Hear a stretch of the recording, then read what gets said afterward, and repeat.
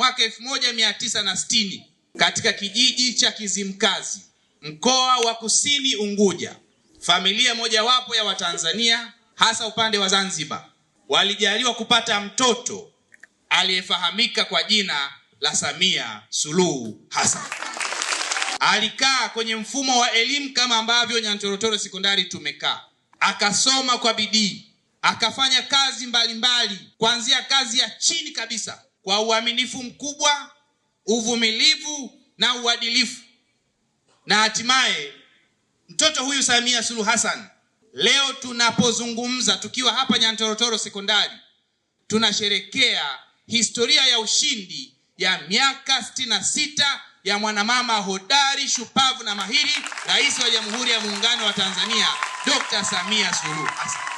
Siku ya leo anaiadhimisha kwa kuhifadhi mazingira, anapanda miti kule Zanzibar. Na nyie wanafunzi wa Nyantorotoro Sekondari mnaungana naye kutokea wilaya ya Geita, mkoa wa Geita. Hongereni sana wanafunzi wa Nyantorotoro Sekondari.